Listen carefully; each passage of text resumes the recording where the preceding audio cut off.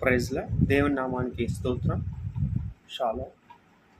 మరి ఛానల్‌ని వీక్షిస్తూ, లైక్ చేస్తూ, షేర్ చేస్తూ, సపోర్ట్ చేస్తున్న ప్రతి ఒక్కరికి కూడా మా ప్రత్యేకమైన వందనాలు. షాలోమ్ మినిస్ట్రీస్ తరఫున తెలియజేస్తూ ఉన్నాను. ఈరోజు యోహాను సువార్త 5వ అధ్యాయము 24వ వచనంలో ఇలా ఉంది. నా మాటలు విని నన్ను పంపిన వాని యందు విశ్వాసం ఉంచువాడు నిత్య జీవము గలవాడు. వాడు తీర్పులోనికి రాక మరణంలో నుండి జీవంలోనికి దాటి ఉన్నాడని మీతో నిశ్చయంగా చెప్పుచున్నాను అని యేసుక్రీస్తు ప్రభువారు చెప్తున్నారు. నా మాట విని నన్ను పంపని అని వాని యందు విశ్వాసం ఉంచువాడు. కాబట్టి అక్కడ ఉన్న యూదులకు, పరిసయ్యులకు, శాస్త్రులకు, స్వకీయులకు ఈ మాట చెప్తూ ఉంటే, మనము జీవము లోనికి రావడానికి ఇష్టపడినట్లయితే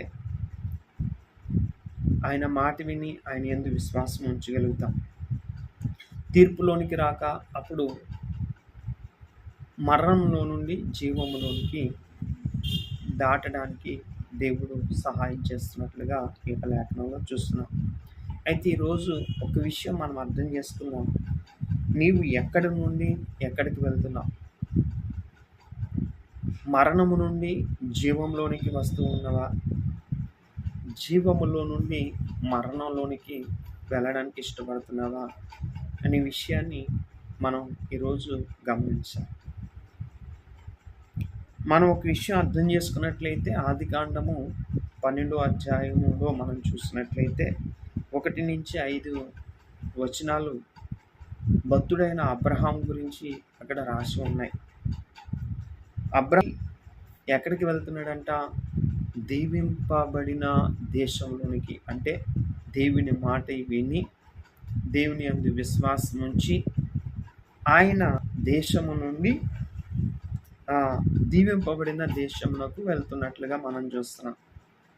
మనము గత కాలంలో ఉన్న పరిస్థితుల్లో మనము శాపము కలిగిన జీవితమును మనం కలిగి ఉంటే ఆ శాపమును అంతా పోగొట్టి ఆశీర్వాదకరమైన వ్యక్తులుగా దేవుడు మనం గమనిస్తే అక్కడ రూతు గ్రంథంలో, రూతు విషయం కాదు, రూతు గ్రంథంలో 1 నుంచి 13 వచనాలు మనం గమనిస్తే అక్కడ నయోమి అనే స్త్రీ కనిపిస్తుంది. ఆమె దీవింపబడిన దేశము నుండి శపింపబడిన దేశమునకు వెళ్ళెను అనే విషయాన్ని మనం చూస్తున్నాం. కాబట్టి ఆ రూతు గ్రంథంలో మనం గమనిస్తే ఈ యొక్క అద్భుతమైన మాట మనము చూడగలుగుతున్నాం. అక్కడ నయోమి ఆమె ఎక్కడి నుంచి ఎక్కడికి వెళ్ళిపోయింది? వలస వెళ్ళింది. తన జీవితంలో పరిస్థితులను బట్టి, ఆ సందర్భంలో వచ్చిన పరిస్థితులను బట్టి ఆమె ఏం చేసిందంటే, యోధా బెత్లెహేము నుండి ఒక మనుషుడు తన భార్యను, తన 2 కుమారులను వెంటబెట్టుకొని యోయాబు దేశమునకు కాపురం ఉండుటకు వెళ్ళిపోయింది. మనం అక్కడ చూస్తున్న బెత్లెహేము అనేది ఆశీర్వాదకరమైనది. ఇక్కడ యోయాబు దేశము శపింపబడిన దేశమునకు వెళ్ళిపోయారు. వారి జీవితం అంతా శపితమైన పరిస్థితులే మనం చూసాం. నయోమి జీవితంలో దీవెన అనేది ఏమీ కనిపించలేదు. కాబట్టి ఒకటి మనం అర్థం చేసుకుంటే, అబ్రహాము అన్య దేశము నుండి బయలుదేరి ఆశీర్వాదకరమైన దేశమునకు, దీవింపబడిన దేశమునకు వచ్చారు. నయోమి మనం చూస్తే దీవింపబడిన దేశము నుండి శపింపబడిన దేశమునకు వెళ్ళిపోయింది. ఈరోజు క్రైస్తవ జీవితంలో ఉన్న పరిస్థితుల్లో మనము దీవింపబడిన ప్రదేశంలో ఉండడానికి మనం ఇష్టపడుతూ ఉన్నామా? శపింపబడిన పరిస్థితుల్లో ఉండడానికి మనం ఇష్టపడుతున్నామా అనేది మనం ఆలోచన చేయాలి. అలాగే రూతు గ్రంథంలో మనం చూసినట్లయితే 1వ అధ్యాయము 14 నుంచి 22 వచనాలు మనం గమనించినట్లయితే అక్కడ రూతు అనే స్త్రీ కనిపిస్తుంది. ఆమె శపింపబడిన దేశము నుండి దీవింపబడిన దేశమునకు వచ్చింది. అంటే ఆమె ఎక్కడి నుంచి? యోయాబు దేశములో నుండి ఆమె ఎక్కడికి వెళ్ళింది? మనం ఆలోచన చేస్తే బెత్లెహేములోకి వెళ్ళిపోయింది. మరి ఈ నయోమి ఈవిడికి అత్తగారే అయినప్పటికీ ఇక్కడ మనం చూస్తున్నాం, శపింపబడిన దేశము నుండి ఆశీర్వదింపబడిన దేశమునకు వెళ్ళడానికి ఈమె ఇష్టపడుతున్నట్లుగా మనం చూస్తున్నాం. శపింపబడిన మనలను ఆశీర్వాదకరమైన దేశంలోనికి నడిపించడానికి దేవుడు ఇష్టపడుతున్నాడు. కాబట్టి ఆయన మాట విని ఆయన యందు విశ్వసిస్తే మనం నిత్య జీవము గలవారమని దేవుని మాట సెలవిస్తుంది. కాబట్టి మనం ఆలోచన చేయాలి. మనం లోకాసు వార్తలో మనం చూసినట్లయితే 10వ అధ్యాయము 30 నుంచి 37 వచనాలు చూసినట్లయితే అక్కడ మంచి సమరయుడు అనే ఒక మనుషుడు మనం చూస్తాం.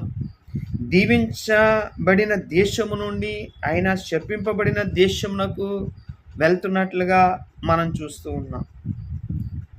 చూడండి, ఈరోజు మనం ఆలోచన చేస్తే నీవు ఎక్కడి నుండి ఎక్కడికి వెళ్తూ ఉన్నావు? నీ ఆత్మీయ స్థితిలో, నీ విశ్వాస జీవితంలో, నీ పరిస్థితులను బట్టి నీవు ఎక్కడి నుండి ఎక్కడికి వెళ్తున్నావు అనేది ఒక్కసారి ఆలోచన చేయాలి. దీవింపబడడానికి, ఆశీర్వాదకరంగా ఉండడానికి, మరణం నుండి తప్పించుకొని జీవంలోనికి వెళ్ళడానికి ప్రభు నిన్ను పిలిస్తే నీవు ఎక్కడి నుండి ఎక్కడికి వెళ్తున్నావు అనే విషయాన్ని కూడా అర్థం చేసుకోవలసిన పరిస్థితులు ఉన్నాయి. ప్రియమైన దేవుని బిడ్డలారా, ప్రియమైన జనాంగమా, ఆలోచించవలసిన విషయం. ఇక్కడ లోకాసు వార్తలో 10వ అధ్యాయము 30 నుండి 37 వచనాలు మనం చూస్తే, యెరూషలేము నుండి యెరికో పట్టణమునకు దిగి వెళ్ళుచు దొంగల చేతిలో చిక్కబడ్డాడు. హల్లెలూయా. అంటే దీవింపబడిన దేశము యెరూషలేము, శపింపబడిన దేశము యెరికో. నీవు యెరూషలేములో ఉండడానికి ఇష్టపడతావా? యెరికోలో ఉండడానికి ఇష్టపడతావా? అపవాది చేతిలో చిక్కబడి మరణానికి వెళ్ళగలుగుతావా? యేసుక్రీస్తు మాటల యందు విశ్వాసం ఉంచి నిత్య జీవానికి చేరుకోగలుగుతావా అనే విషయాన్ని కూడా గమనించవలసిన పరిస్థితులు ఈరోజు ఉన్నాయి. చాలామంది క్రైస్తవ జీవితంలో జరిగేది ఏంటంటే, మన తలంపు, ఆలోచన మారిపోతూ పరిశుద్ధమైన జీవితాన్ని జీవించకుండా అపవాది మనల్ని అనేక సార్లు శోధనలోకి నెట్టివేస్తూ ఉంటే, నిత్య జీవము గల మాటలను విడిచి మనం దూరం అయిపోతున్నామా? నేను ఎక్కడికి వెళ్తాను ప్రభువా, నీవే నిత్య జీవము గలవాడవు అని చెప్పిన భక్తుని యొక్క మాటలు మనకి జ్ఞాపకం వచ్చినట్లయితే, నేను ఎక్కడి నుండి ఎక్కడికి వెళ్తూ ఉన్నాను అనే విషయాన్ని ఈరోజు గమనించాలి. మనం న్యాయాధిపతుల గ్రంథంలో మనం చూసినట్లయితే 16వ అధ్యాయములో 1 నుంచి 30 వచనాలు మనం చూసినట్లయితే, సంసోను దీవించబడిన జనులలో నుండి శపింపబడిన జనులలోకి వెళ్ళిపోయాడు. ఫిలిష్తీయుల చేతిలోనికి వెళ్ళిపోయాడు. దెలీలా చేతిలోనికి వెళ్ళిపోయాడు. తన యొక్క బలాన్ని తనతో చెప్పివేశాడు. తన బలాన్ని పోగొట్టుకున్నాడు. ఫిలిష్తీయులను ఇశ్రాయేలుకు పక్షంగా ఫిలిష్తీయులను విడిపించడానికి సంసోనును దేవుడు లేవనెత్తితే, తనకు బలాన్ని, అభిషేకాన్ని అనుగ్రహిస్తే, దెలీలా చేతిలో పడి సంసోను దీవించబడిన జనములో నుండి శపింపబడిన జనములోనికి వెళ్ళిపోయాడు. అందుకే గానుగా స్థలములో కట్టేసి గలుసులతో బంధించేసి తన కనుగుడ్లు కూడా పెరిగివేసి స్థితి తన జీవితంలో ఉంది. అయితే నీ దేవుడు గొప్ప దేవుడు. నీ దేవుని మాట విని ఆయన యందు విశ్వాసం ఉంచగలిగితే ఆయన నిత్య జీవము గలవాడు. నిన్ను శపింపబడిన స్థలములో నుండి విడిపించి నిన్ను ఆశీర్వాదకరమైన స్థలంలోనికి ఆయన నడిపించడానికి సిద్ధమైన వాడు ఆయన. కాబట్టి అటువంటి గొప్ప దేవునికి నీవు లోబడినట్లయితే, విధేయత చూపెట్టినట్లయితే, నేను ఎక్కడి నుండి ఎక్కడికి వెళ్తూ ఉన్నాను, నా భక్తి జీవితం, నా విశ్వాస జీవితం, నా ఆత్మీయ జీవితం లో నేను ఎక్కడ, ఏ స్థితిలో, ఎక్కడి నుండి ఎక్కడికి వెళ్తూ ఉన్నాను, ఎవరి మాట వింటూ ఉన్నాను, ఎవరి యందు విశ్వాసం ఉంచగలుగుతున్నాను, నేను నిత్య జీవానికి చేరుకోగలనా? మరణం నుండి తప్పించే దేవుని నుండి దూరమయ్యి నేను జీవానికి నడిపించే దేవునికి దగ్గర కావలసిన వ్యక్తిగా నేను ఉండాలి కానీ జీవం నుండి దూరమై మరణకరమైన స్థితిలోనికి నేను వెళ్ళిపోతున్నానా అనే ఆలోచన ఈరోజు ఒక్కసారి ఆలోచన చేసుకోండి. ప్రియమైన దేవుని బిడ్డలారా, అంత్యకాలాలలో అపాయకరమైన పరిస్థితుల్లో ఉన్నాము. ఈరోజు నేను ఎక్కడి నుండి ఎక్కడికి వెళ్తూ ఉన్నాను? ఈ ప్రశ్న వేసుకోండి. మీ ఆత్మీయ జీవితాన్ని కట్టుకోండి. ప్రభుతో నడవడానికి ఇష్టపడండి. నిత్య జీవాన్ని అనుభవించండి. అటువంటి ఆశీర్వాదం నీకు, నీ కుటుంబానికి దేవుడు అనుగ్రహించునుగాక. God bless you. షాలోమ్.